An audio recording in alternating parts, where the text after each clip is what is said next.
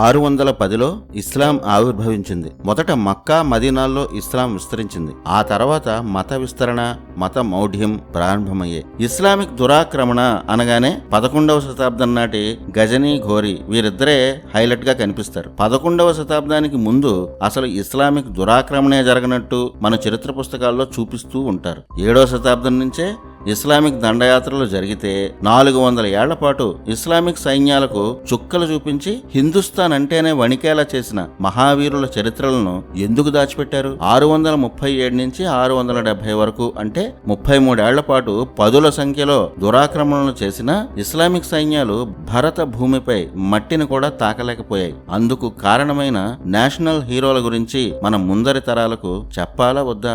8 నుంచి 17 శతాబ్దాల మధ్య ఇస్లామిక్ మూకలు భరతఖండంపై సాగించిన అరాచకాలు, వాటిని తిప్పికొట్టిన మహావీరుల చరిత్రలనే ఈ ఎపిసోడ్ నుంచి తెలుసుకుందాం. 637 నాటికి అంటే రెండో ఖలీఫాగా ఉమర్ ఉన్నప్పటి కాలానికి ఇప్పటి ఇరాన్ ప్రాంతమంతటిని ఇస్లామిక్ సేనలు ఆక్రమించాయి. 637 నాటికి హిందూ కుష్ పర్వత మార్గాన్ని ఉమర్ ఖలీఫా ఆక్రమించాడు. కానీ భారత్లో ఖలీఫా అడుగు పెట్టలేకపోయాడు. కారణం, అక్కడి రాజులు, వారి శక్తి ముందు ఉమర్ ఖలీఫా వణికిపోయాడు. హిందూ కుష్ ని ఆక్రమించిన సంవత్సరమే మొదటిసారి అంటే 637-638 ప్రాంతంలో ఉమర్ ఖలీఫా సముద్ర మార్గం ద్వారా భారత్ పై దురాక్రమణ చేద్దాం అనుకున్నాడు. ఇప్పటి మహారాష్ట్రలోని ప్రసిద్ధ ఓడరేవు థానే సహజ సిద్ధంగా ఏర్పడిన అతిపెద్ద ఓడరేవుల్లో ఒకటి థానే. ప్రాచీన కాలంలో ఆఫ్రికా, ఈజిప్ట్, గ్రీస్, రోమ్ వంటి దేశాల ఓడలు భారత్లో వ్యాపారం కోసం ఈ ఓడరేవుకి ఎక్కువగా వచ్చేవి. ఆ దేశాల వారంతా భారత్తో వ్యాపారానికి వచ్చేవారు.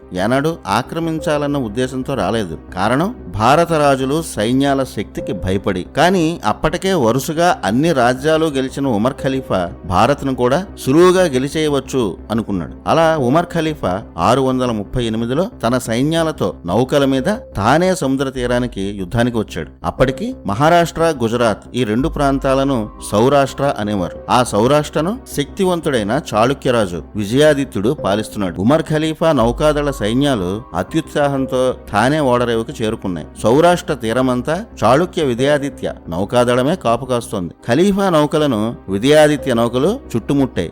అది ఒక్క రోజులోనే.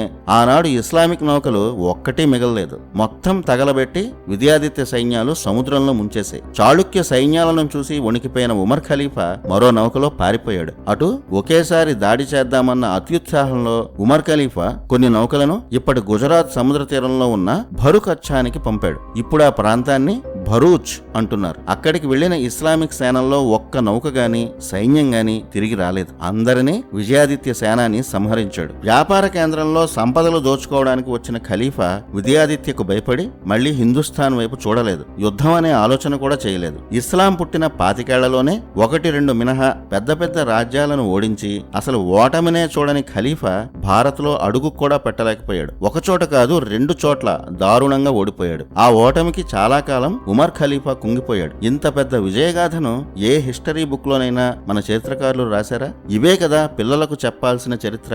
అలా భారత్లో మొదటి ఇస్లామిక్ దురాక్రమణదారులను సౌరాష్ట్ర మహారాజు విజయాదిత్య, అతని సైన్యాధిపతి తరిమి కొట్టారు. ఇస్లామిక్ సేనలు మొట్టమొదటగా ఘోరమైన ఓటమిని చూసింది విజయాదిత్య చేతుల్లోనే. ఇక సౌరాష్ట్రలో కాలు పెడితే తమ ఉనికే ఉండదని ఖలీఫాకి అర్థమైంది. అందుకే ఈసారి గాంధారానికి ఆనుకునే ఉన్న సింధు రాజ్యాన్ని ఆక్రమించి అక్కడి నుంచి భారత్ పై దురాక్రమణ చేయాలని ఉమర్ ఖలీఫా అనుకున్నాడు. ఇప్పుడు ఆ ప్రాంతం పాకిస్తాన్ లో ఉంది. కరాచీకి దగ్గరలో దేబల్ నగరమే ఆనాటి దేవల్ రాజ్యం. సింధు నది సముద్రంలో కలిసే చోట దేవల్ కోట ఉండేది. సింధు రాజ్యాన్ని పరిపాలిస్తున్న ఆనాటి రాజు చచ్ వంశానికి చెందిన చచ్రాయ్. ఇతని రాజ్యం అప్పటి సింధు నుంచి కశ్మీర్ వరకు విస్తరించింది. చచ్రాయ్ గొప్ప వీరుడు. ఏ శత్రువుని భరతఖండంలో అడుగు పెట్టనీయకుండా చచ్రాయ్ ఎన్నో దశాబ్దాలు కాపాడుకున్నాడు. సింధు రాజ్యానికి ముఖద్వారమైన దేవలకోటను కాపాడే సైన్యాధిపతి దేవాజీ పుత్ర శ్యామ. అతను గొప్ప వీరుడు. ఆ విషయం తెలిసిన ఉమర్ ఖలీఫా జాలి దయాలేని తన నౌకాదళ సేనాధిపతి అయిన ముంజేరాను దేవల దుర్గంపై యుద్ధానికి పంపాడు. అయినా సరే 2 రోజుల్లోనే దేవాజీ పుత్రుడు యుద్ధం ముగించేశాడు. ఇస్లామిక్ సైన్యాధిపతి ముంజేరా శిరస్సు ఖండించి వారి సైన్యాలను దేవాజీ వణికించాడు. అది చూసి భయపడి వచ్చిన దారినే అరబ్ నౌకలు మళ్లీ తమ రాజ్యానికి పారిపోయాయి. 3 సార్లు దురాక్రమణకు ప్రయత్నిస్తే మన సౌరాష్ట్ర సింధు మహారాజులు తరిమి కొట్టారు. ఈ పరాజయాలను ఇస్లామిక్ దురాక్రమణదారులు ఖలీఫా అయిన ఉమర్ అస్సలు ఊహించలేదు. మొత్తానికి పర్షియా, ఉత్తరాఫ్రికా, స్పెయిన్ లాంటి రాజ్యాలను జస్ట్ 10 ఏళ్లలో ఆక్రమించిన ఉమర్ ఖలీఫా తన చివరి దశలో కనీసం భరతఖండ నేలను కూడా తాకలేకపోయాడు. 656లో అలీ ఇస్లామిక్ రాజ్యానికి ఖలీఫా అయ్యాడు. తమ ముందరి ఖలీఫాలు చెయ్యలేని హిందుస్థాన్ దురాక్రమణ తాను చేద్దామని అనుకున్నాడు. భూమార్గం ద్వారా సింధు రాజ్యంపై ఇస్లామిక్ సేనలు దాడి చేశాయి. వారి సేనాపతి హరస్. కానీ ఆ విషయం తెలిసిన వెంటనే సింధురాజు, చచ్రాయ్ సైన్యాలు ఒక్కసారిగా అరబ్ సైన్యాలపై విరుచుకుపడ్డాయి. ఒక మహాయుద్ధమే జరిగింది. వారి సైన్యాధిపతి హరస్ ని చచ్రాయ్ సంహరించాడు. సేనాపతి మరణించగానే భయపడిన ఇస్లాం మూకలు పారిపోయాయి. రాజా దాహీర్ సేన్, జయసింహ, అసలు ఈ పేర్లు ఎప్పుడైనా విన్నారా? ఇస్లామిక్ దురాక్రమణల నుంచి ఎన్నో ఏళ్ల పాటు దేశాన్ని రక్షించి చివరికి ధర్మం కోసం ఆ ఉన్మాదుల వెన్నుపోట్లకు బలైన ఆ మహావీరుల గురించి కనీసం తెలుసా? మహమ్మద్ బిన్ ఖాసిం అనే దురాక్రమణదారుడి అసలు చరిత్ర తెలుసా? అలీ కుఫీ అనే పర్షియన్ 13వ శతాబ్దంలో చాచ్ నామా అనే గ్రంథాన్ని పర్షియా భాషలోకి అనువదించాడు. దీని అసలు ప్రతిని అరబిక్ లో రాసింది మహమ్మద్ బిన్ ఖాసిం బంధువులే. సింధు రాజ్యంపై ఇస్లామిక్ దురాక్రమణదారులను హీరోలుగా, మన సింధు హైందవ రాజులైన చాచ్ వంశీకులను విలన్లుగా ఆ పుస్తకంలో చూపించారు. ఇప్పటికీ ఆ పుస్తకంలోని పిట్ట కథలను పాకిస్తాన్ స్కూళ్లలో చరిత్ర పాఠాలుగా చెప్తున్నారు. భరతఖండ వీరులను విలన్లుగా చూపించే ఆ చాచ్ నామాను కాపీ కొట్టి కనీసం నిజానిజాలు కూడా తెలుసుకోకుండా మన హిస్టోరియన్లు భరతఖండంపై ఇస్లామిక్ దురాక్రమణల దారుణాలను తగ్గించి కొన్ని వర్గాలకు అనుకూలంగా రాశారు. ఖాసిం బంధువులు రాసిన ఈ గ్రంథం సింధు రాజ్యంపై ఇస్లామిక్ దాడులకు అథెంటిక్ గ్రంథంగా ఇప్పటికీ మన చరిత్రకారుల్లో కొందరు చెప్పడం అత్యంత దారుణమైన విషయం. ఇప్పుడు అసలు చరిత్ర ఏంటో తెలుసుకుందాం. 661లో ఉమయ్యద్ ఖలీఫత్ ని ప్రారంభించాడు. 661 నుంచి 750 వరకు, అంటే జస్ట్ 89 ఏళ్లలోనే ఉమయ్యద్ ఖలీఫాలు 14 మంది మారారు. అంటే అప్పటి ఇస్లామిక్ పాలన ఎంత అస్తవ్యస్తమో చెప్పొచ్చు. అప్పటి వరకు ఇస్లామిక్ రాజధానిగా మదీనా ఉండేది. 661లో మువయ్యా ఖలీఫా అయ్యాక ఇస్లామిక్ రాజధాని డమాస్కస్ కి మారింది. అదే ఇప్పటి సిరియా. ఈ ఉమయ్యూద్ రాజ్యపాలన మొత్తం దురాక్రమణలే. ముఖ్యంగా భారత్ ని ఆక్రమించడం ఇప్పుడప్పుడే సాధ్యం కాదని మువయ్యా ఖలీఫాకి అర్థమైంది. అందుకే ఇతర దేశాలపై ఆ వంశం ఖలీఫాలు పడ్డారు. వీరి హయాంలోనే రోమన్ సామ్రాజ్యంలో భాగమైన బైజాంటైన్, స్పెయిన్, మెడిటేరియన్ సీలో ఉన్న ద్వీపాలు, ఫినీషియా, సిరియా, మొత్తం పర్షియా, టర్కీ, మంగోలియా ఈ దేశాలన్నింటినీ ఆక్రమించారు. అవి ఇస్లామిక్ రాజ్యాలుగా మార్చబడ్డాయి. ఎన్ని రాజ్యాలను ఆక్రమించిన భరతఖండ సంపద కాలి గోటికి కూడా ఇవేవీ సరిపోవని అప్పటి ఖలీఫాలకు అర్థమైంది. అప్పుడే 695లో జరిగిన ఒక కుట్ర మన దేశంలో ఇస్లామిక్ దురాక్రమణలకు కారణమైంది. 695వ సంవత్సరం. అప్పటి వరకు భరతఖండంలో ఇస్లాం అడుగు పెట్టే సాహసం కూడా చేయలేకపోయింది. ఎన్నో దేశాలను ఆక్రమించిన ఖలీఫాలకు హిందుస్థాన్ ఒక కలగా మిగిలిపోయింది. 695 నాటికి మాలిక్ ఇబిన్ మార్వాన్ ఇస్లామిక్ రాజ్యానికి ఖలీఫాగా ఉన్నాడు. వారి రాజధాని డమాస్కస్. వారి ఆధీనంలోనే ఉన్న ఇరాక్ ప్రాంతానికి సుల్తాన్ అల్ హజ్జాజ్. సరిగ్గా అదే కాలానికి ఇప్పటి శ్రీలంక అయిన సింహళానికి రాజు మానవమ్మ.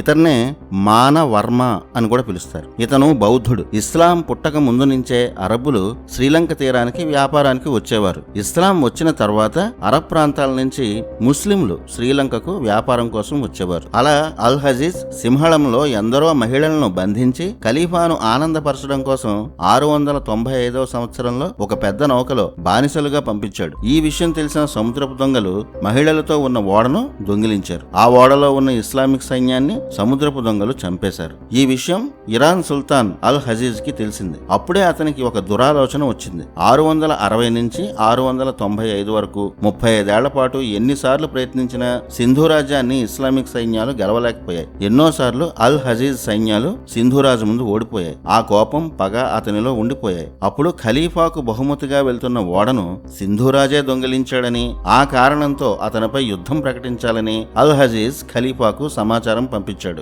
695 నాటికి సింధురాజు రాజా దాహీర్ సేన్ అగ్నివంశంలో ఒక భాగమే సేనవంశం. ఆ సేనవంశం భరతఖండంలో చాలా చోట్ల విస్తరించింది. బెంగాల్ ప్రాంతంలో ఈ సేనవంశీకులు ఎక్కువగా పాలించారు. వారి వంశంలోనే కొందరు రాజులు ఎంతో కాలంగా సింధు రాజ్యాన్ని పాలించారు. వారే చాచ్ వంశీకులు. ఆ వంశంలోనే శక్తివంతమైన రాజుల్లో చాచ్రాయ్, దాహీర్ సేన్ ప్రఖ్యాతి చెందారు. వీరు బ్రాహ్మణులు. వైదిక ధర్మమే వీరి జీవన విధానం. అలాగే ఈ దాహీర్ సేన్ ఇతర మతస్థులను ధర్మాలను అంటే బౌద్ధాన్ని, జైనాన్ని కూడా తమ రాజ్యంలో గౌరవించాడు. ఇరాక్ సుల్తాన్ అల్ హజీజ్ సింధు రాజుపై వేసిన నిందకు దాహీర్ సేన్ ఇస్లామిక్ మూకల ముఖం పగిలిపోయేలా సమాధానం ఇచ్చాడు. భరతఖండ రాజులు ఎంతో సంపన్నులు, మీలా స్త్రీలపై అరాచకాలు చేసే దారుణాలు హిందుస్థాన్ రాజులు ఎప్పటికీ చేయరు. మాకు స్త్రీలు దేవతలతో సమానం. భారత రాజులతో యుద్ధం చేసే ధైర్యం నీకు లేదు. కనీసం సముద్రపు దొంగలను కూడా ఓడించలేని నువ్వు నా మీద నిందలు వేస్తున్నావా?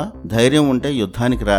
ఇది ఆనాడు రాజా దాహీర్ ఇరాక్ పాలకుడైన అల్ హజీజ్ కి చేసిన హెచ్చరిక. సింధు సైన్యాల సత్తా ఏంటో ఖలీఫా మార్వానికి తెలుసు. అప్పటికే కొన్ని వేల మంది సైన్యాన్ని సింధు రాజులు తుడిచిపెట్టేశారు. వందల నౌకలను తగలబెట్టేశారు. హిందూ రాజ్యంపై 10 సార్లు దాడి చేస్తే 10 సార్లు ఇస్లామిక్ సైన్యాలు దారుణంగా ఓడిపోయాయి. పైగా అప్పటికి ఇస్లామిక్ రాజ్యంలో అంతర్గత గొడవలతో పాటు ఆర్థికంగా ఘోరమైన పరిస్థితుల్లో ఉంది. అందుకే ఖలీఫా మార్వాన్కి సింధు రాజ్యంపై దాడి చేయడం ఇష్టం లేదు. కానీ రాజా దాహీర్ మాటలకు రగిలిపోయిన అల్ హజీజ్ మత విస్తరణలో భాగంగా సింధు రాజ్యంపై యుద్ధం చేయాలని హజీజ్ ఖలీఫాతో అన్నాడు. మత విస్తరణ అలాగే భారత సంపదలు దోచుకోకపోతే ఇస్లామిక్ రాజ్యం నడవడం కష్టమని భావించిన ఖలీఫా హిందుస్థాన్ పై దురాక్రమణకు అల్ హజీజ్ కి అనుమతి ఇచ్చాడు. ఇరాక్ సైన్యాలతో పాటు డమాస్కస్ నుంచి ఖలీఫా సైన్యాలు కూడా వేల సంఖ్యలో అల్ హజీజ్ తో కలిశాయి. ఉబైదుల్లా అనే సేనాని ఆధ్వర్యంలో సింధు రాజ్యంపై ఇస్లామిక్ సైన్యాలు దాడి చేశాయి. కానీ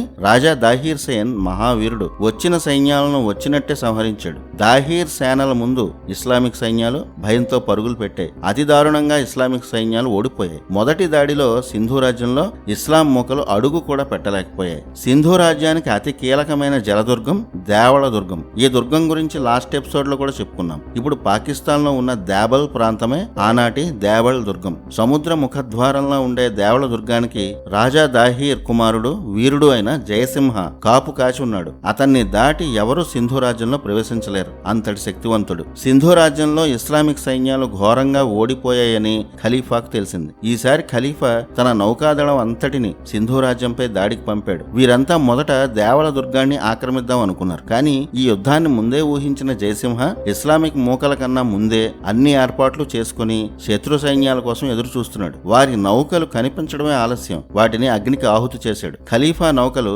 దేవళ తీరం చేరకముందే తగలబడిపోయాయి. మిగిలిన సేనలను జయసింహ ఊచకోత కోశాడు. అరబ్ నావికాదళం సేనాని బుదైల్ అతని నౌకలను చూస్తేనే ఇతర రాజ్యాలు భయపడి లొంగిపోయేవి. అలాంటి బుదైల్ని జయసింహుడు పరుగులు పెట్టించి మరీ సంహరించాడు. ఆ దెబ్బకు మిగిలిన సైన్యాలు వణికిపోయి జయసింహుడు ముందు ప్రాణభిక్ష కోసం బతిమాలుకున్నారు. ఇలా మన హిందుస్థాన్ వీరులు పదుల సంఖ్యలో ఇస్లామిక్ దురాక్రమణలను ప్రాణాలకు తెగించి ఎలా ఓడించారో చెప్పే ఒక్క పాఠం కూడా మన పాఠ్య పుస్తకాల్లో లేదు. రాజా దాహీర్ సేన్ అతని కుమారుడు జయసింహ గురించి ఈ జనరేషన్ కి అసలు తెలియకుండా చేశారు. దాహీర్ సేన్ జయసింహల దెబ్బకి ఖలీఫా వణికిపోయాడు. కుట్రలు చేసైనా సరే సింధు రాజ్యాన్ని ఆక్రమించాలని ఖలీఫా ఇరాక్ పాలకుడైన అల్ హజీజ్ దారుణమైన పథకం వేశారు. అధర్మ యుద్ధానికి కుట్ర చేశారు. అప్పుడు ఒక రాక్షసుడిని అల్ హజీజ్ ఎంచుకున్నాడు. అతనే మహమ్మద్ బిన్ ఖాసిం. ఇతను ఇరాక్ పాలకుడైన అల్ హజీజ్ కి అల్లుడు, సేనాని, అప్పటి ఖలీఫాకు ఆప్తుడు. అతను యుద్ధానికి వెళ్లిన ప్రతి చోట విధ్వంసం, అరాచకం. ఆ పద్ధతిలోనే సింధు రాజ్యం ఇస్లామిక్ రాజ్యం కావాలని అల్ హజీజ్ ఖాసిం కి చెప్పాడు. మామ అల్ హజీజ్ మాటతో ఖాసిం 6,000 మంది అశ్విక దళం, 6,000 గజదళం, 6,000 సిరియన్ మూకలు, 3,000 ఒంటెల దళం, భారీ అస్త్రాలతో బయలుదేరాడు. ఒక చిన్న సింధు రాజ్యాన్ని ఓడించేందుకు ఇంత సైన్యాన్ని తీసుకెళ్లినప్పుడే ఖాసిం ఎంతటి వీరుడో అర్థమైపోతుంది. 712వ సంవత్సరం. అప్పటికి సింధు రాజ్యం రాజధాని అరోర్. ప్రస్తుతం ఆ ఊరి పేరు రోహ్రి. ఇప్పటికీ ఆనాడు ఇస్లామిక్ మూకలు చేసిన అరాచకాలకు సాక్ష్యంగా ఆ ఊర్లో విరిగిపడిన కోటలు కనిపిస్తాయి. ఆనాడు యువరాజు అయిన జయసింహ ఆరోర్ కోటను కాపాడేందుకు అక్కడ బలగాలతో ఉన్నాడు. ఇటు దేవల్ దుర్గంలో రాజా దాహీర్ సైన్యంతో ఉన్నాడు. రాజధానిపై దాడి చేస్తాడని అనుకుంటే ఖాసిం తక్కువ సైన్యం ఉన్న దేవళ దుర్గంపై దాడి చేసి ఆ కోటలోకి వెళ్ళాడు. రాజా దాహీర్ కి సామంతులుగా ఉన్న కొందరు అప్పటికే ఇస్లాం స్వీకరించి ఖాసీంతో చేతులు కలిపారు. వారంతా దాహీర్ సేనికి ద్రోహం చేశారు. దేవళ దుర్గాన్ని ఆక్రమించిన ఖాసిం బయట నుంచి లోపలకు ఎవరూ రాకుండా కోట తలుపులు మూసేశాడు. చేశాడు. ఇక వేల మంది సైన్యం కోటలో చిన్న ఊరులా ఉన్న దేవళ్ళలో స్త్రీలు, పిల్లలు, వృద్ధులు అని చూడకుండా కనిపించిన వారిని కనిపించినట్టు ఖాసిం సైన్యాలు సంహరించాయి. అసలు వీటి గురించి ఏ పాఠ్య పుస్తకాలు చెప్పలేదు. నగరాన్ని, స్త్రీలను దోచుకోండని ఆనాడు ఖాసిం తన సేనలకు ఆజ్ఞ ఇచ్చాడు. పవిత్ర యుద్ధం పేరిట ఖాసిం చేసిన అరాచకం ఇది. దోపిడీ, విధ్వంసం, తన కళ్ల ముందే స్త్రీలపై అత్యాచారాలు, ప్రజలపై ఊచకోతను చూసి రాజా దాహీర్ తట్టుకోలేకపోయాడు. ఎందుకంటే ఇది యుద్ధం కాదు, ఎదురుపడి యుద్ధం చేసే ధైర్యం లేక ఖాసిం చేసిన కుట్ర. జయసింహం వస్తే తన పని అయిపోతుందని ఖాసింకి తెలుసు. అందుకే దేవళ దుర్గానికి చుట్టుపక్కల ఉన్న సింధు ప్రాంతాలపై పడి దోచుకోవడం మొదలుపెట్టాడు. రాజధాని ఆరోర్ వైపు వెళ్లాడు. అక్కడ జయసింహుడు సైన్యంతో ఉన్నాడు. అప్పుడే రాజా దాహీర్ సేన్ కూడా తన శక్తినంతా కూడదీసుకుని యుద్ధానికి సిద్ధమయ్యాడు. ఆనాడు రాజా దాహీర్ అన్న మాట ఏంటో తెలుసా? ఈ యుద్ధ భూమిలో చనిపోతే నేను వీరమరణం పొందుతాను, లేదా వాడు చస్తాడు. ఒకవేళ నేను మరణిస్తే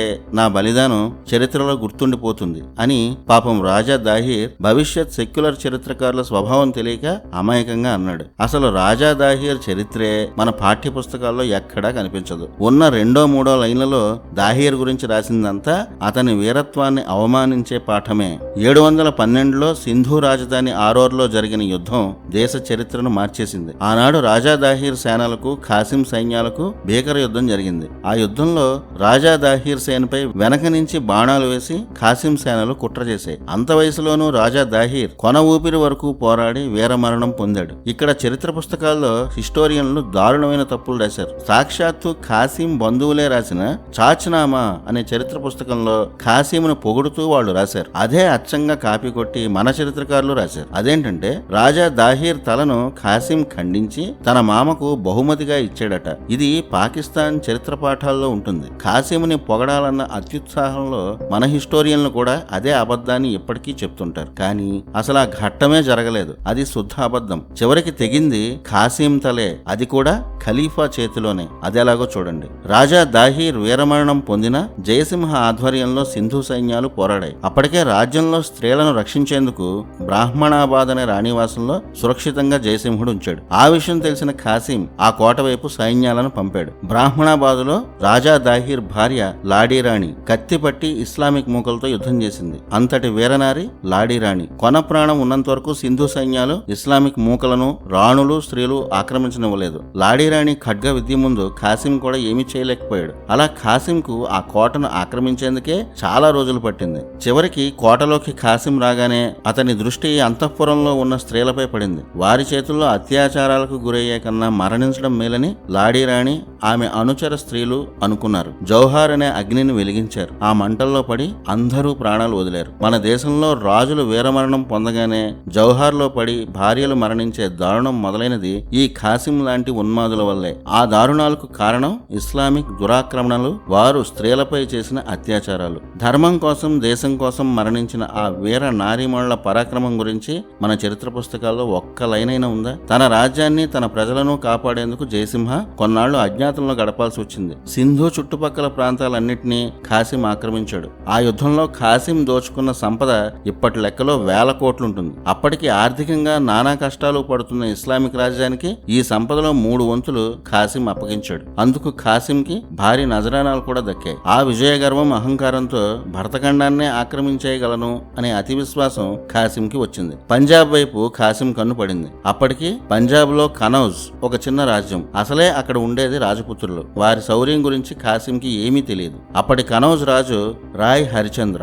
సింధు రాజ్యం తమ వశమైందని కనౌజ్ని తెచ్చి తన కాళ్ల ముందు పెట్టాలని ఖాసిం హరిచంద్రకు వర్తమానం పంపాడు. హరిచంద్రకు వచ్చిన ఆగ్రహానికి ఆనాడే ఖాసిం తల ఎగిరిపడాలి. నీలాంటి చేతకాని వాళ్లకు భయపడేవారు ఇక్కడ ఎవరూ లేరని, దమ్ముంటే యుద్ధానికి రాని హరిచంద్ర ఖాసింకి వర్తమానం పంపాడు. కానీ హిందుస్థాన్ వీరుడైన హరిచంద్ర చేతుల్లో మరణించే అదృష్టం ఖాసింకి లేదు. ఎందుకంటే అప్పటికే ఇస్లామిక్ రాజ్యంలో అంతర్గత విభేదాలు మొదలయ్యాయి. అది 714వ సంవత్సరం. ఆ సంవత్సరంలో ఖాసిం మామ హజీజ్ మరణించాడు. అదే సంవత్సరం అప్పటి ఖలీఫా అల్ వలీద్ కూడా మరణించాడు. ఈ అల్ వలీద్ తమ్ముడే సులేమాన్. 714లో సులేమాన్ మాలిక్ ఖలీఫా అయ్యాడు. ఈ సులేమాన్ కు ఇతని సోదరుడైన పాత ఖలీఫాకు అస్సలు పడదు. సులేమాన్ ఖలీఫా అవుతూనే తన సోదరుడి వర్గం వారిని, బంధువులను చాలా మందిని చంపేశాడు. ముఖ్యంగా సులేమాన్ మొదటి నుంచి ఖాసిం వ్యతిరేకించేవాడు. అందువల్ల ఖాసిం అంటే సులేమాన్ కు పీకల వరకు కోపం ఉంది. అందుకే సులేమాన్ ఖలీఫా అయిన వెంటనే పాత ఖలీఫా ఖలీఫాకు ఆప్తమిత్రుడైన ఖాసింని పిలిపించాడు.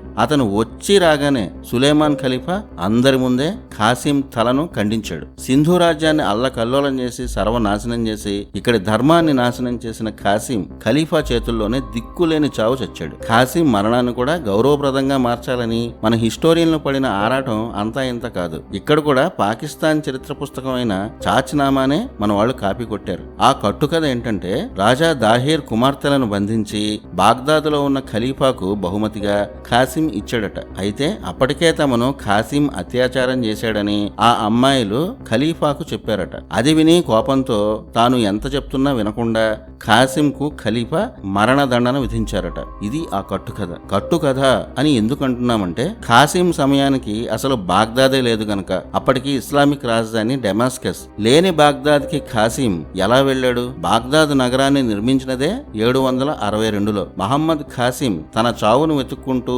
డమాస్కస్ లో ఉన్న ఖలీఫా దగ్గరకు వెళ్ళినది 714లో. అందుకే చాచ్నామాలో ఉన్నది కట్టుకథ. ఇస్లామిక్ దురాక్రమణదారులపై మన సెక్యులర్ చరిత్రకారులకు ఉన్నంత ప్రేమ బహుశా పాకిస్తాన్ వాళ్ళకు కూడా ఉండదేమో. నిజానికి ఏం జరిగిందంటే, ఎప్పుడైతే ఖాసిం బ్రాహ్మణాబాద్ కోటలోకి వెళ్ళాడో అప్పుడే రాజా దాహీర్ భార్యలు, వారి కుమార్తెలు, అందరు స్త్రీలు అగ్నికి ఆహుతయ్యారు. రాజా దాహీర్ భార్యల్లో ఒక్క భార్య మాత్రం తన కుమారుడితో తప్పించుకుంది. ఖాసిం అంతఃపుర స్త్రీలలో ఏ ఒక్కరిని కూడా చూడకుండానే వారి చితాభస్మాలను చూసి వెనక్కి వచ్చాడు. ఆ తర్వాత డమాస్కస్ కు వెళ్ళాడు. అప్పటికే ఖాసిం కోసం ఎదురు చూస్తున్న ఖలీఫా సులేమాన్ సభలోనే అతను శిరస్సును ఖండించాడు. ఇది అసలు చరిత్ర.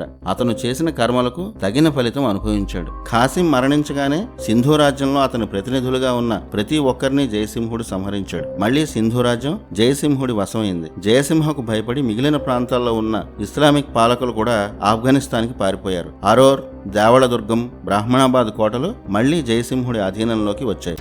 మన చరిత్ర పాఠ్య పుస్తకాల్లో ఎంతో మంది వీరుల చరిత్రలను ఆనాటి చరిత్రకారులు ఉద్దేశపూర్వకంగానే మాయం చేశారని చెప్పేందుకు ప్రత్యక్ష సాక్ష్యం the great warrior king Lalitaditya. బాబర్లు, అక్బర్ల లాంటి దురాక్రమణదారులే కాదు, ఆ అలెగ్జాండర్ కూడా లలితాదిత్యకు సాటి రారు. ది గ్రేట్ అని దురాక్రమణలు చేసిన విలన్లను హీరోలుగా ఎలివేట్ చేస్తూ చరిత్రకారులు అని చెప్పుకునే కొందరు పాఠ్య పుస్తకాల్లో ఎన్నో పేజీలు రాశారు. వాటిలో ఒకటో రెండో పేజీల్లో కూడా the line of Kashmir Lalitaditya చరిత్ర రాసేందుకు మన సూడో హిస్టోరియన్లకు మనసు రాలేదు. నిజానికి భారత చరిత్రను గొప్పగా చూపడం ఆనాటి బ్రిటిష్ శిష్యులైన హిస్టోరియన్లకు అసలు ఇష్టం లేదు. ఇస్లామిక్ దురాక్రమణదారుల ఉన్మాదాలను తగ్గించి చూపించి మొఘల్స్ ని, బ్రిటిష్ ని గొప్పగా చూపించడమే వారికి ఇచ్చిన టాస్క్. అందుకే దురాక్రమణదారులను తుక్కు కింద కొట్టిన గొప్ప వారియర్స్ చరిత్రను ఎక్కడా కనబడకుండా మాయం చేసేశారు. 630లో మొదలైన దురాక్రమణలను 500 ఏళ్ల పాటు ప్రతిఘటించిన ఆ వీరుల చరిత్రలే కనబడకుండా మాయం చేశారు. The line of Kashmir Lalitaditya history చెప్పుకోకపోతే ఆధునిక భారత చరిత్రే లేదు. లలితాదిత్య చరిత్రకు అసలైన ప్రమాణ గ్రంథం కల్హణుడి రాజతరంగిణి. ఇది చరిత్రను బాగా స్టడీ చేసిన బ్రిటిష్ హిస్టోరియన్లు కూడా అంగీకరించారు. కశ్మీర్ రాజుల చరిత్రకు రాజతరంగిణి తిరుగులేని ఆధారం. అందుకే లలితాదిత్య చరిత్రను కల్హణ రాజతరంగిణి ఆధారంగానే చెప్పుకుందాం. లలితాదిత్య గురించి ఎంతో మంది మిడిమిడి జ్ఞానంతో రాసినవన్నీ కాలాలతో సహా అన్ని తప్పులే. వారు చూపించిన కాలాలకు ఒక్కటంటే ఒక్క ఆధారం కూడా ఎవ్వరూ చూపించలేకపోయారు. 712లో స్త్రీలు నివసించే కోటను అడ్డుపెట్టుకుని దాహీర్ సేన్ ని బ్లాక్ మెయిల్ చేసి చేతకాని ఖాసిం సింధుపై కుట్ర చేసి దురాక్రమణ చేశాడు. ఆ సమయంలోనే దాహీర్ సేన్ ఖాసిం కి ఒక హెచ్చరిక లేఖ పంపాడు. ఆ లేఖలో ఉన్న పేరు చూసి ఖాసిం కూడా వణికిపోయాడు. ఆ పేరే కశ్మీర సింహం లలితాదిత్య ముక్తపీడ. ఈ లేఖ మన చరిత్రకారులో ఇంకెవరో రాసింది కాదు. ఇప్పటికీ పాకిస్తాన్ స్కూళ్లలో చరిత్ర పాఠాలుగా చెప్పే ఇస్లామిక్ అనుకూల చరిత్ర గ్రంథమైన చాచ్నామాలోని దాహీర్ సేన్ రాసిన లేఖ గురించి ఉంది. దాహీర్ ఖాసిం కి పంపిన లేఖలో ఇలా ఉంటుంది: హిందుస్థాన్ మొత్తానికి కశ్మీర్ మహారాజ్ మాటే శాసనం. మీ పర్షియాలోకే వెళ్లి మీ వాళ్ళనే సంహరించి మక్రాన్ ప్రాంతాన్ని కూడా గెలిచిన వీరుడతను. మీరు 1,00,000 మంది వచ్చినా ఆయన ఒక్కడూ ఉంటే చాలు, తుడిచిపెట్టేస్తాడు. మా రాజుకి సందేశం ఇస్తే నిల్చున్న చోటే నీ ప్రాణం తీస్తాడు. ఇది 712లో ఖాసిం అంతఃపుర రాణులు, స్త్రీలు, పిల్లలు ఉన్న దేవళ్, బ్రాహ్మణాబాద్ కోటలను ఆక్రమించినప్పుడు దాహీర్ పంపిన హెచ్చరిక లేఖ. నిజంగానే ఎక్కడ లలితాదిత్య వస్తాడో అని భయపడి వణికిపోయిన ఖాసిం కశ్మీర్ సైన్యాలకు సమాచారం అందే లోపే రాజా దాహీర్ ని కుట్ర చేసి చంపేశాడు. ఖలీఫాను, అంతటి రాక్షసుడు ఖాసిం ను కూడా భయపెట్టిన ఆ మహా మహావీరుడు లలితాదిత్య. అతని హిస్టరీ మన పాఠ్య పుస్తకాల్లో కనిపించకపోవడం దారుణం, మన దౌర్భాగ్యం. కల్హణుడి రాజతరంగిణి ప్రకారం లలితాదిత్య పాలనా కాలం 695 నుంచి 732. అంటే మహమ్మద్ బిన్ ఖాసిం సింధూపై దండెత్తిన 712 నాటికి కశ్మీర్ ను పాలిస్తున్న మహారాజు లలితాదిత్య ముక్తపీడ. రాజతరంగిణిలో కల్హణుడు అన్ని ఆధారాలతో రాసిన కాలాలను పక్కన పెట్టి లలితాదిత్యకు ఏమాత్రం సంబంధం లేని, అసలు అతని జీవితంలో జరగని ఘట్టాలను కల్పించి కట్టుకథలుగా అల్లి చరిత్ర పుస్తకాల్లో రాసి ప్రచారం చేశారు. ఇంటర్నెట్ లో లలితాదిత్య కాలంగా చూపించే 724 నుంచి 760 అనే కాలం శుద్ధ తప్పు. దీనికి ఎలాంటి ఆధారాలు లేవు. ఇది బ్రిటిష్ వారు కల్పించిన కట్టుకథ. లలితాదిత్య ముక్తపీడ సముద్రగుప్త సమ్రాట్ విక్రమాదిత్య తర్వాత భరతఖండానికి చివరి సమ్రాట్. లలితాదిత్య భయంతోనే సింధు దండయాత్ర తర్వాత అతను బతికి ఉన్నంత వరకు ఖలీఫాలు కశ్మీర్ వైపు కనీసం కన్నెత్తి కూడా చూసే సాహసం చేయలేదు. తాను మరణించే వరకు యుద్ధాలు చేస్తూనే ఉన్నాడు. ఓటమే లేని వీరుడు. లలితాదిత్యను ఇండియన్ అలెగ్జాండర్ అని కొందరు చరిత్రకారులు పొగుడుతారు. కానీ ఆ పోలికే సరిగ్గా లేదు. భరతఖండంపై దాడికి వచ్చిన అలెగ్జాండర్ సరిహద్దుల్లో ఉన్న పురుషోత్తమ అనే చంద్రగుప్త సామంతరాజు చేతుల్లోనే ఓడిపోయి అతని సైన్యాలను చూసి వణికిపోయి పారిపోయాడు. ఆ భయానికే కొన్నాళ్లకు మరణించాడు. అలెగ్జాండర్ ది గ్రేట్ అని తోక తగిలించి అదే పనిగా పొగిడింది, ప్రచారం చేసింది మన చరిత్రకారులు మాత్రమే. గ్రీకు చరిత్రలో అలెగ్జాండర్ భారత్ పై ఓడిపోయాడనే ఉంటుంది. లలితాదిత్యకు అసలు పోలికే లేదు. అందుకే ప్రాచీన కవులు లలితాదిత్యను అభినవ సముద్రగుప్త అని పోల్చారు. మన దేశ ప్రాచీన చక్రవర్తులకు సాటి ఈ ప్రపంచంలో ఎవరూ లేరు. ప్రపంచాన్నే జయించాలన్న కోరికతో జీవితాంతం యుద్ధాలు చేసిన వీరుడు లలితాదిత్య అని కల్హణుడు తన రాజతరంగిణిలో 4వ అధ్యాయంలో రాశాడు. అంతటి మహావీరుడు. కాశ్మీర్ రాజుల్లో సుప్రసిద్ధుడు లలితాదిత్య ముక్తపీడ. ప్రసిద్ధ మార్తాండ దేవాలయాన్ని నిర్మించిన చక్రవర్తి ఇతనే. ఈ అవశేషాలు లలితాదిత్య నిర్మించిన మార్తాండ దేవాలయమే. సూర్య భగవానుడికి గొప్ప భక్తుడు. ఇతను కర్కోట వంశానికి చెందిన.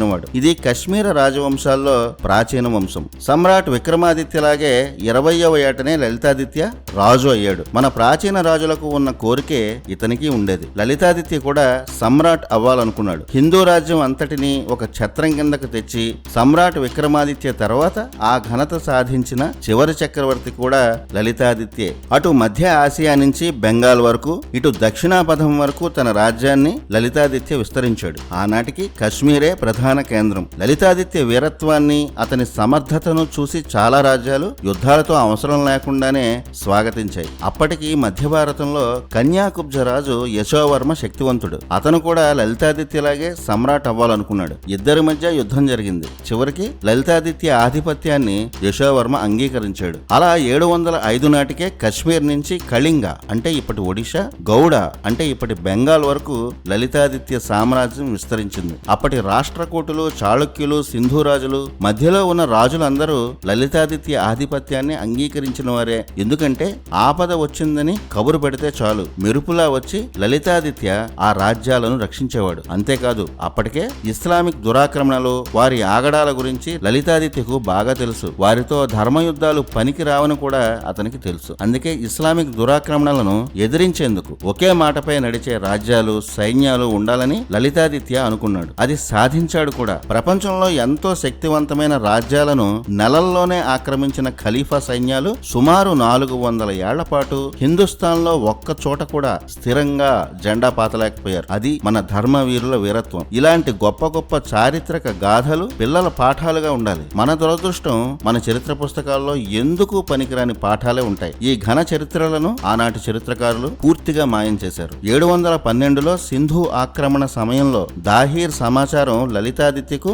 సకాలంలో అంది ఉంటే ఖాసిం తల డమాస్కస్ లో కాదు, సింధు రాజ్యంలోనే ఎగిరిపోయేది. అతని సైన్యంలో ఏ ఒక్కడూ మిగిలేవాడు కాదు. కానీ ఖాసిం చావు వేరే చోట రాసి ఉంది. 715లో సొంత ఖలీఫా చేతుల్లోనే ఖాసిం దిక్కులేని చావు చచ్చాక సింధు రాజ్యాన్ని మళ్లీ రాజా దాహిర్ కుమారుడు జయసింహ అదుపులోకి తెచ్చాడు. బలవంతంగా మతం మారిన వారు మళ్లీ వైదిక ధర్మంలోకి వచ్చారు. సింధులో, ఆ తర్వాత భారత్ లో ఇస్లాంను స్థాపించాలన్న కోరిక ఖాసింకే కాదు, అప్పటి ఖలీఫాకు కూడా నెరవేరకుండానే ఇద్దరు మరణించారు. సింధు చేజారిపోయిందన్న కసితో అప్పటి ఖలీఫా 715లో జునైద్ అనే సేనానికి భారీ సైన్యాన్ని ఇచ్చి పిలిపించి హిందుస్థాన్పై దురాక్రమణకు పంపాడు. అతను వస్తూనే నేరుగా మళ్లీ సింధు రాజ్యంపై నౌకలతో అకస్మాత్తుగా దాడి చేశాడు. అప్పుడప్పుడే కుదురుకుంటున్న రాజ్యంపై కనీస హెచ్చరిక కూడా లేకుండా చేసిన ఈ దాడిని జయసింహ ఊహించలేదు. అయినా 2 రోజుల పాటు వీరోచితంగా పోరాడి జయసింహ కూడా అమరుడయ్యాడు. అలా రాజా దాహిర్ జయసింహల చాచ్ వంశం ముగిసిపోయింది. కానీ ఈ విషయం లలితాదిత్యకు తెలిసింది. అతను ఆగ్రహంతో ఊగిపోయాడు. అప్పుడే అరబ్ నుంచి వచ్చిన ఒక్కరు కూడా మిగలకూడదని యుద్ధ వ్యూహాలు ఏర్పాటు చేశాడు. ఒక్క లలితాదిత్యని ఎదిరిస్తే మిగిలిన హిందుస్థాన్ బలహీనం అవుతుందని జునైద్ అనుకున్నాడు. అందుకే నేరుగా కశ్మీర్ అటు బలమైన పంజాబ్ పై దురాక్రమణ చేసేందుకు భారీ సైన్యంతో వచ్చాడు. ఎంత వేగంగా వచ్చాడో అంతే వేగంగా తన రాజ్యం వైపు జునైద్ భయంతో పరుగులు పెట్టాడు. కశ్మీర్ నేలను తాకక ముందే లలితాదిత్య ఒక్కసారి కాదు 4 సార్లు ఖలీఫా సైన్యాలను తరిమి కొట్టాడు. అంతేకాదు అరబ్ ప్రాంతాల వరకు వెంబడించి ఇస్లామిక్ రాజ్యంలోని అప్పటి వరకు ఆ సైన్యాలు ఆక్రమించిన నగరాలను కూడా లలితాదిత్య ఆక్రమించాడు. దురాక్రమణతోనే సమాధానం చెప్పాలనుకున్నాడు. ఇస్లామిక్ సైన్యాలతో ధర్మయుద్ధం పనికిరాదని లలితాదిత్య ముందే అనుకున్నాడు. ఇస్లామిక్ మూకలు హిందువులను బానిసలుగా చేసినట్టే లలితాదిత్య కూడా ఖలీఫా సైన్యాలను బానిసలుగా చేశాడు. అలా లలితాదిత్య పేరు చెప్తేనే ఎక్కడో డెమాస్కస్ లో ఉన్న ఖలీఫా కాళ్లు వణికేవి. సింధ్ దురాక్రమణ క్షణం నుంచే లలితాదిత్య ఖలీఫాలను ఒక ఆట ఆడుకోవాలని నిర్ణయించుకున్నాడు. అందుకు దురాక్రమణకు ఆక్రమణతోనే బదులివ్వాలన్నదే అతని వ్యూహం. మళ్లీ ఇస్లామిక్ మూకలు కశ్మీర్ వైపు చూడకుండా వారి బలమైన ప్రాంతాలపై లలితాదిత్య ఎదురుదాడి చేసి మరీ ఆక్రమించాడు. సివి వైద్య గొప్ప చరిత్ర పరిశోధకుడు. ఆయన రాసిన history of medieval Hindu India పుస్తకంలో లలితాదిత్య విజయాల గురించి ఇలా ఉంటుంది. భరతఖండంలో తన ఆధిపత్యాన్ని సుస్థిరం చేసుకున్న లలితాదిత్య ఇస్లామిక్ దండయాత్రలకు తగిన సమాధానం చెప్పాడు. ఖలీఫా సైన్యాలు దురాక్రమణ చేయడానికి ముందే వారున్న చోటికి లలితాదిత్య మెరుపు దాడి చేసేవాడు. కశ్మీరానికి ఉత్తరాన ఉన్న అంటే హిమాలయాలు దాటి కాంబోజా అంటే ఇప్పుడు టిబెట్ తుర్కిస్తాన్లను జయించి అక్కడ కశ్మీర్ జెండా ఎగరేశాడు. అలాగే ఒక భారతీయ రాజు ఇలా తమ రాజ్యం మీదకు వచ్చి ఎదురుదాడి చేస్తాడని ఖలీఫా అస్సలు ఊహించలేదు. తురుష్క రాజ్యానికి అప్పటి రాజు ముమ్ముని అతని రాజ్యాన్ని ఒక్కసారి కాదు అతను బలం పెంచుకుంటున్న ప్రతిసారి దాడి చేశాడు. అతని సైన్యం లలితాదిత్య పేరు వింటేనే పరుగులు తీసేది. చివరికి ఆ తురుష్క రాజు లలితాదిత్య కాళ్ల మీద పడి ప్రాణభిక్ష కోరాడు. ఇది ఆ పుస్తకంలో వివరించిన లలితాదిత్య విజయాలు. అంటే ఆనాడు ఇస్లాం ఆక్రమించిన రాజ్యాలను కూడా లలితాదిత్య మళ్లీ ఆక్రమించాడు. అలా మధ్య ఆసియా వరకు లలితాదిత్య రాజ్యాలు విస్తరించాయి. ఈ ఘన వైభవ చరిత్రే మన పాఠ్య పుస్తకాల్లో ఎక్కడా లేదు. ఇది ఒక ఘన విజయం. భరతఖండంలోని ఇలాంటి వీరుల ఘన విజయాలను కూడా చరిత్రలో చెప్పుకోలేనంత హీనమైన స్థితిలో మన చదువులున్నాయి. మరోసారి ఒక సుల్తాన్ లలితాదిత్యను నేరుగా ఎదుర్కోలేక మోసంతో ద్రోహం చేద్దాం అనుకున్నాడు. దానికి లలితాదిత్య వేసిన శిక్ష గురించి రాజతరంగిణిలో కలహనుడు ఒక ఘటనను వివరించాడు. ఒకసారి లలితాదిత్య విజయయాత్ర చేస్తున్న సమయంలో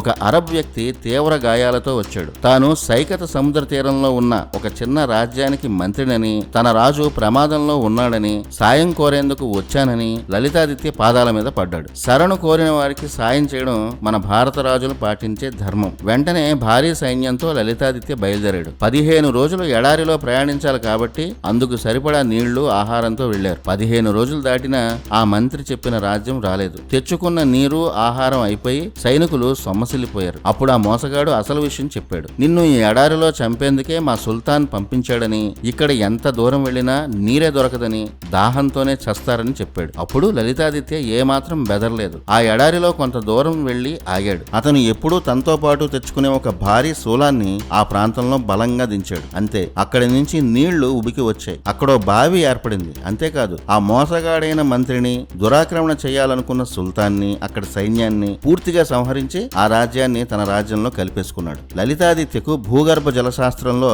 మంచి ప్రావీణ్యం ఉంది. ఎడారిలో కూడా ఎక్కడ నీళ్లు భూగర్భంలో ప్రవహిస్తాయో కనిపెట్టగలడు. తాను యుద్ధానికి వెళ్లిన చోట్ల ఎడారుల్లో కూడా నీటిని తెప్పించేవాడని కలహన రాజతరంగిణిలో ఉంటుంది. అందుకే నీళ్లు కూడా దొరకని ఎడారి ప్రాంతాల్లో కూడా లలితాదిత్య దిగ్విజయ యాత్ర చేయగలిగాడు. కలహనుడే కాదు, ప్రముఖ చరిత్ర గ్రంథమైన history of medieval Hindu India పుస్తకాన్ని రాసిన సివి వైద్య కూడా ఈ విషయం గురించి వివరంగా రాశారు. మొత్తానికి 695 నుంచి 732 వరకు 36 సంవత్సరాలు సమ్రాట్గా లలితాదిత్య భరతఖండంలో చాలా రాజ్యాలను తన ఆధిపత్యంతో పాలించాడు. మరో సముద్రగుప్తుడిగా ప్రఖ్యాతి చెందాడు. లలితాదిత్య ఉన్నంత వరకు భరతఖండంపై ఇస్లామిక్ సైన్యాలు దాడులు చెయ్యలేకపోయాయి, మట్టిని కూడా ముట్టుకోలేకపోయాయి. ఆయన రాజ్యంలో కన్నా యుద్ధభూమిలో ఉన్నదే ఎక్కువ. చివరికి 732 సంవత్సరంలో 57 ఏళ్ల వయసులో హిమపాతం పక్షపాతం వల్ల వచ్చిన అనారోగ్యం వల్ల లలితాదిత్య మరణించాడని రాజతరంగిణి వల్ల తెలుస్తోంది. అంతటి ఘన చరిత్ర ఉన్న లలితాదిత్య గురించి ప్రతి ఒక్కరూ తెలుసుకోవాలి. పుస్తకాల్లో కనిపించే లలితాదిత్య కాలం 724 నుంచి 760. ఈ కాలం శుద్ధ తప్పు. ఈ తప్పుడు కాలాన్ని బ్రిటిష్ చరిత్రకారులు ఉద్దేశపూర్వకంగానే ప్రచారం చేశారు. ఈ కాలాన్ని ప్రచారం చేసేందుకు లలితాదిత్య చరిత్రను కించపరిచే విధంగా కట్టుకథలు సృష్టించారు. చైనీయుల సహకారంతో లలితాదిత్య టిబెట్ ని గెలిచాడని లేనిపోని కథలు సృష్టించారు. ఆనాడు లలితాదిత్య ముందు చైనా రాజు కూడా ఒక చిన్న సామంత రాజుతో సమానం. మన భారత రాజుల చరిత్రను మన చరిత్రకారులే ఘోరంగా అవమానించారు. చైనా సరిహద్దుల వరకు లలితాదిత్య రాజ్యం ఉండేది. చైనా రాజులే లలితాదిత్య ముందు చేతులు కట్టుకుని నిల్చునే పరిస్థితి. లలితాదిత్య ముక్తపీడ, అతని అన్న చంద్రపీడ ఇద్దరు అసమాన వీరులు. ఎవ్వరి సహాయం లేకుండానే ఇద్దరు ఒంటి చేత్తో ఇప్పటి మధ్య ఆసియా వరకు రాజ్యాలను విస్తరించారని కలహణ రాజతరంగిణిలో చాలా స్పష్టంగా ఉంది. కానీ ఎన్నో కట్టుకథలు అల్లి భరతఖండ చరిత్రలో ఒక సమ్రాట్ విక్రమాదిత్య, శాలివాహన, లలితాదిత్య ఇలాంటి ఎంతో మంది గొప్ప గొప్ప వీరుల చరిత్రలను బ్రిటిష్ చరిత్రకారులు, ఆ తర్వాత వారి ప్రభావంలోనే తరించిన మన చరిత్రకారులు ఉద్దేశపూర్వకంగానే మాయం చేశారు. భరతఖండ చరిత్రను తగ్గించి చూపించడమే వారి అసలైన ఉద్దేశం. ఇది the great king Lalitaditya Muktapida real history. 695 నుంచి 732 వరకు లలితాదిత్య పేరు చెబితేనే ఇస్లామిక్ దురాక్రమణదారులు వణికిపోయారు. వారు ఆక్రమించిన రాజ్యాలను కూడా లలితాదిత్య ఆక్రమించి వారిని తరిమేశాడు. కానీ లలితాదిత్యతో పాటే ఇస్లామిక్ మూకలను అల్లకల్లోలం చేసి ఒకే ఒక్కడు వణికించాడు. అతడే ది గ్రేట్ బప్పా రావల్. లలితాదిత్యకు సమకాలీకుడు ఈ బప్పా రావల్ అని చాలా మందికి తెలియదు. ఈ రాజపుత్ర మహావీరుడు గురించి మన పాఠ్యపుస్తకాల్లో ఎక్కడా కనిపించదు. మన చరిత్ర పుస్తకాల్లో ఎంతో మంది వీరుల చరిత్రలను ఉద్దేశపూర్వకంగానే మాయం చేశారని చెప్పేందుకు మరో సాక్ష్యం ఈ బప్పా రావల్ చరిత్ర. అసలు ఇతని పేరు ఎంతమందికి తెలుసు? The line of Mewar Bappa Rawal. చరిత్ర తెలిసిన వారికి ఇప్పటి రాజస్థాన్లోని మేవార్ రాజపుత్రుల శౌర్యం గురించి తెలిసే ఉంటుంది. కానీ ఆ మేవార్ రాజ్యాన్ని స్థాపించినది ఎవరో తెలుసా? బప్పా రావల్. ఇందుకు శాసనాలు కూడా ఉన్నా ఆ చరిత్రను రాసేందుకు అప్పటి హిస్టోరియన్లకు చేతులు రాలేదు. అంతేకాదు పానిపట్ యుద్ధాల కంటే ముందు జరిగిన the great war of Rajasthan లో బప్పా రావల్ విజయాలను కూడా చరిత్రలో మాయం చేశారు. ఎంతసేపు మొదటి పానిపట్ యుద్ధం ఎప్పుడు, రెండో పానిపట్ ఎప్పుడు, ఇవే మనకు పరీక్షల్లో వచ్చే ప్రశ్నలు. కానీ వాటికన్నా ముందే జరిగిన గ్రేట్ వార్ రాజస్థాన్ మహాయుద్ధం. 738లో బాటిల్ ఆఫ్ రాజస్థాన్లో ఇస్లామిక్ మూకలకు బప్పా చుక్కలు చూపించాడు. సరిగ్గా అప్పటికి 6 ఏళ్ల ముందే, అంటే 732లో ఖలీఫా సైన్యాలు ఫ్రాన్స్ ని ఆక్రమించాలని చూశాయి. కానీ ఇస్లామిక్ మూకలను తుక్కు కింద కొట్టి ఆనాడు వెస్టర్న్ యూరోప్ లో అసలు ఇస్లాం మతమే అడుగు పెట్టకుండా చేసిన యోధుడు ఫ్రెంచ్ వీరుడు చార్లెస్ మార్టెల్. ఆ యుద్ధాన్ని బ్యాటిల్ ఆఫ్ టూర్స్ అంటారు. ఫ్రాన్స్ లో స్కూల్లో చదివే ఏ చిన్న పిల్లాడిని అడిగినా చార్లెస్ మార్టెల్ గురించి గొప్పగా చెప్తారు. అతన్ని నేషనల్ హీరోగా ఆరాధిస్తారు. ఎక్కడైనా తమ దేశంలో వీరుల గాథలనే చరిత్ర పాఠాలుగా చెప్తారు, ఒక్క మన దేశంలో తప్ప. బ్యాటిల్ ఆఫ్ టూర్స్ జరగడానికి ముందే 732లోనే భారత్లో అంతకన్నా పెద్ద యుద్ధమే జరిగింది. ఆ యుద్ధమే బ్యాటిల్ ఆఫ్ రాజస్థాన్. ఆ యుద్ధంలో చార్లెస్ మార్టెల్ లాగే ఇస్లామిక్ మూకలను ఇరాన్ వరకు తరిమి కొట్టిన యోధుడు బప్పా రావల్. కానీ మన స్కూల్ పిల్లలకు బప్పా రావల్ పేరే తెలియదు. అది మన చరిత్ర పుస్తకాల్లో ఉన్న దౌర్భాగ్యం. మన చరిత్ర పుస్తకాలన్నీ దురాక్రమణదారులైన మొఘల్స్, ఆ తర్వాత వచ్చిన బ్రిటిష్ కాకమ్మ కథలతో నిండిపోయాయి. అసలు బప్పా రావల్ ఎవరు? కంప్లీట్ హిస్టరీ ఇప్పుడు చెప్పుకుందాం. 710 లేదా 711 ప్రాంతంలో బప్పా రావల్ ఇప్పటి రాజస్థాన్ సరిహద్దుల్లో ఉన్న ఆనందపుర అనే చిన్న రాజ్యంలో జన్మించాడు. అతని అసలు పేరు కాల్ భోజ్ గా చెప్తారు. తండ్రి నాగాదిత్య, తల్లి కమలావతి. అతనే ఆ తర్వాత కాలంలో బప్పా రావల్ గా ప్రఖ్యాతి చెందాడు. ప్రజలను కన్న బిడ్డల్లా, ఆత్మ బంధువుల్లా చూసుకున్నాడు కనుక అతన్ని ప్రజలు గౌరవంగా బప్పా అని పిలిచేవారు. బప్పా అంటే తండ్రి, ఆత్మీయుడు అని అర్థం. రావల్ అంటే వీరుడు, రాజకుమారుడు అని అర్థం. అలా కాలభోజుడి పేరు బప్పా రావల్ గానే ప్రఖ్యాతి చెందింది. రాజపుత్రుల్లో గుహదత్త అనే రాజు ఉండేవారు. అతని పేరు మీద వచ్చిన వంశమే గుహిల వంశం. ఆ గుహిల వంశంలోనే బప్పా రావల్ జన్మించారు. ఆ గుహిల వంశాన్ని ప్రఖ్యాత మేవాడ్ రాజు రాజవంశంగా మార్చిన వీరుడు బప్పారావల్. బప్పారావల్ 3 ఏళ్ల వయసులో ఉన్నప్పుడు అతని తండ్రి నాగాదిత్యపై దాడి చేసి శత్రువులు సంహరించారు. ఆ శత్రువులు బప్పాను కూడా చంపేస్తారని తల్లి కమలావతి భయపడింది. ఆనందపురకు 500 కిలోమీటర్ల దూరంలో ఉన్న ఇప్పటి మేవార్లో నాగహ్రద అనే ఊర్లో నమ్మకస్తులైన ఒక బ్రాహ్మణ కుటుంబానికి బప్పాని అప్పచెప్పి రహస్యంగా పెంచాలని చెప్పింది. ఇప్పుడు ఆ ఊరు పేరునే నాగద అంటున్నారు. 15 ఏళ్ల వయసు వచ్చే వరకు వారే బప్పాను పెంచారు. అలా బప్ప అజ్ఞాతంలోనే ఎక్కువ కాలం బతికాడు. ఆ సమయంలోనే పశువులను అడవుల్లో కాస్తున్నప్పుడు ఆ చుట్టుపక్కల భిల్లు తెగవారు బప్పారావులకి ప్రాణ స్నేహితులయ్యారు. మేవార్ చరిత్రను క్షుణ్ణంగా పరిశోధించి రాసిన గ్రంథం వీర్ వినోద్, అలాగే ఏకలింగ మహత్యం. ఈ 2 గ్రంథాలు బప్పారావల్ చరిత్రకు ప్రామాణిక గ్రంథాలు. వీర్ వినోద్ గ్రంథాన్ని ప్రముఖ కవి శ్యామలదాస్ రాశారు. ఆ గ్రంథంలో బప్పారావల్ చరిత్ర వివరంగా ఉంటుంది. ఈ భిల్లు వీరుల్లో బాలియో, దేవా వీరిద్దరూ బప్పాకు ప్రాణ స్నేహితులయ్యారు. బప్పాతో పాటే వీరు కూడా పోరాడారు. భిల్లులకు ఏ సమస్య వచ్చినా బప్పారావల్ ముందుండేవాడు. అలా భిల్లులు బప్పారావల్కి నమ్మకస్తులైన సైన్యంగా మారారు. అదే అడవిలో హరిత యోగి అనే ఋషి తపస్సు చేసేవారు. అతను పరమేశ్వరుడైన ఏకలింగేశ్వరుడి భక్తుడు. పశువులు కాసే సమయంలో ఆ ఋషికి బప్పారావల్ అతని మిత్రులు సేవలు చేసి శిష్యులయ్యారు. బప్పా కూడా ఏకలింగేశ్వరుడికి మహాభక్తుడయ్యాడు. హరిత యోగి తనకు తెలిసిన విద్యలన్నీ బప్పాకు నేర్పాడు. సామ్రాజ్యాన్ని నిర్మించి విదేశీ శక్తులను తరిమేయాలని హరిత ఋషి బోధించాడు. ఆ ఋషి దగ్గర సకల విద్యలు, రాజనీతి శాస్త్రాన్ని బప్పా నేర్చుకున్నాడు. బప్పాను ధర్మవీరుడుగా హరిత ఋషి తీర్చిదిద్దాడు. ఒక దివ్య ఖడ్గాన్ని కూడా బప్పాకు హరిత ఋషి ఇచ్చి పంపాడు. ఆ ఖడ్గంతోనే ఇస్లామిక్ సైన్యాలను బప్పా ఊచకోత కోశాడు. బప్పాకు 16 ఏళ్లు రాగానే అతను తన 2 భిల్లుమిత్రులు అలాగే తన కన్న తల్లితో కలిసి చిత్తోర్ రాజ్యానికి వెళ్ళాడు. అప్పటికి చిత్తోర్ రాజు మోరీ. బప్పా తల్లికి అతను సోదరుడు అవుతాడు. అలా మామ వరుస అయ్యే మోరీరాజు బప్పాను ఆదరించి తన సైన్యంలో చేర్చుకున్నాడు.